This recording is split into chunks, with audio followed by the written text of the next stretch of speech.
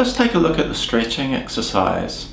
So what we're going to do is we're going to start with our first finger at the 9th fret of the low E string, and then we're going to lay the other fingers out one finger per fret. So you'll have your second finger at the 10th fret, your third finger at the 11th fret, and your little finger at the 12th fret. Now what you'll be doing in this hand position is you'll be doing a couple of things. You'll be making sure that you're in the classical hand position. So if I lean forward, you'll notice my thumb is roughly opposite my second finger. It doesn't matter if it's a little bit that way or a little bit that way, but sort of make it close to the second finger. And the second thing you'll need to focus on is that all the fingers are nicely spaced. Your little finger is sort of fretting on the outside of so it's leaning to the side. This index finger is leaning to the outside as well, and fingers 2 and 3 are upright. And now what you do in this hand position is you just reach out with the index finger to the 8th fret. If you can't bring it all the way to the 8th fret, then what you should do is move the exercise up to a higher fret number where the stretch is easier. But for this lesson I'm going to be playing everything at the 8th fret. So I'm one finger per fret, then I reach out and I just hold that position for maybe 5 or 10 seconds. And then once I've done that is sort of take my hand off, shake it out a bit. And then what we're going to do is go to the A string and do the same thing. So we're going to lay out all the fingers one finger per fret. Check that the fingers are nicely spaced. The little finger is kind of leaning to the outside, and so is the first finger. And then we stretch out to the 8th fret and hold this position. So I'll hold it for maybe 5 or 10 seconds. For this video, obviously what I'll do is I'll go through it a little bit faster than you should do it yourself. So once I've held it, shake the hand out, and then move to the D string and do the same thing. So we lay out the fingers one finger per fret, and then we stretch out.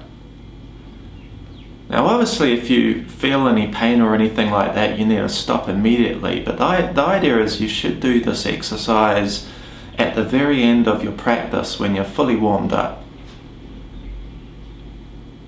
Okay, I've done the stretch on that string, so I'll shake my fingers out, and then we'll move to the G string and do the same thing. So we're going to go one finger per fret, get a nice hand position, and then stretch out. Now one of the reasons why we're doing this is we want to develop a big stretch between our first and second finger. Now the reason why that's important is there's a whole bunch of scales that you can play which require that stretch. So I'll quickly go through an example. If I play the C major scale using 3 notes on every string,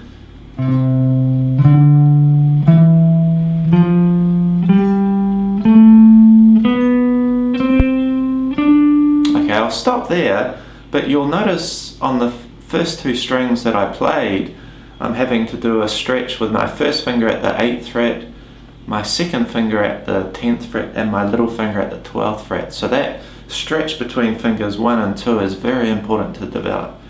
So okay, so let's get back to the exercise. So I just did the G string, so I'll move to the B string, one finger per fret, and then I stretch out. And the idea is when you stretch, you want to try and keep these 3 fingers in the same place. So you don't want to kind of do that sort of thing. You want to hold them in position and just gently stretch out. And then I'll hold that stretch. And once I've held this for maybe 5 or 10 seconds, I'll just sort of shake the fingers out and then go to the thin E string and do the same thing. So I'll stretch out. Now what I usually do, if I find that by the time I get to this string it felt really easy, what I'll then do is shift everything down a fret. So I'll have my first finger at the 8th fret, second finger at the 9th, third at the 10th, and the little finger at the 11th, and I'll go through the same process. So the idea is to start at the 9th fret, or if that stretch is too big you'll need to start up higher, but the idea is with the exercise is once you've worked through all the strings, you then move it down a fret and continue the same process.